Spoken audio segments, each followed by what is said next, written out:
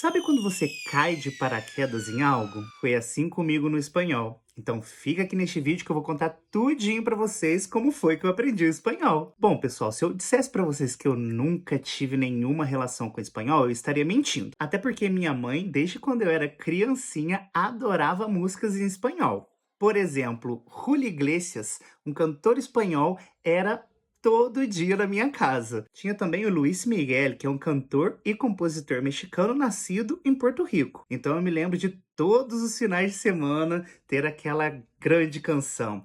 Dicen que la distancia es el olvido, pero yo no consigo esta razón.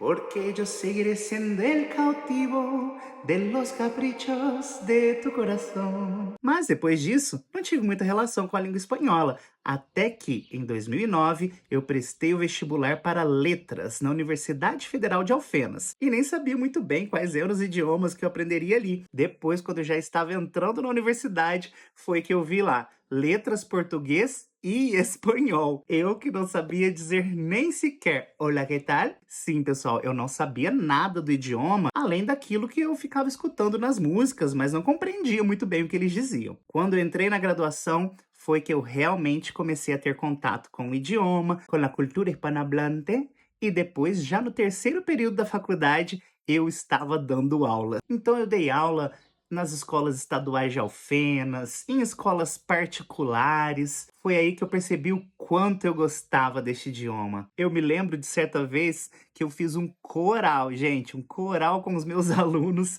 de músicas em espanhol. Então não podia faltar quem estava em alta na época, que era Shakira. Já sé que no vendrás, todo lo que fue, el tiempo lo dejó atrás. E também Juanes.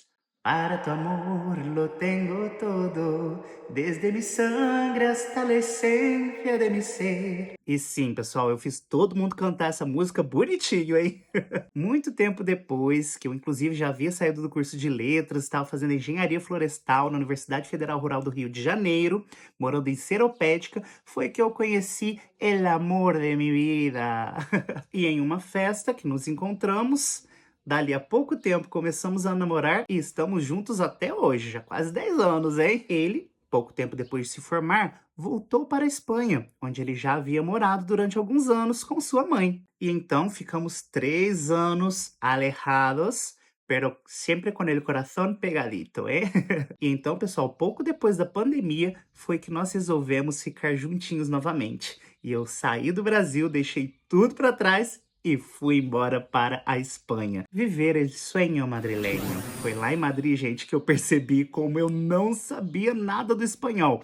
Claro, eu sabia me comunicar o básico, mas de verdade eu só aprendi quando eu estive lá, imerso na cultura espanhola, imerso na língua espanhola e todos os dias praticando, porque lá eu cursei uma outra faculdade, el grado superior em Administração e Finanças.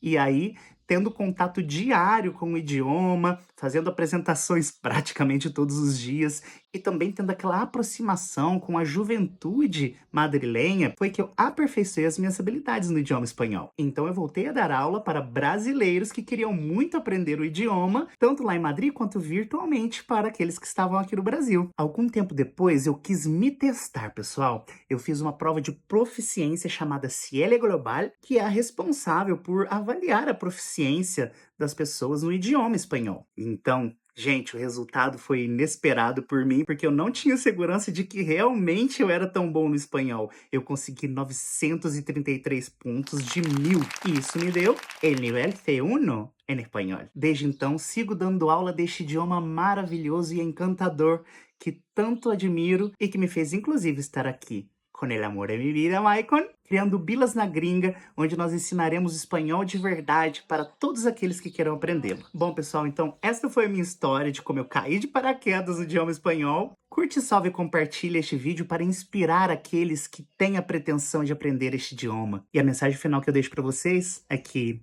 sempre é possível, solo tienes que creer. Gracias e nos vemos pronto.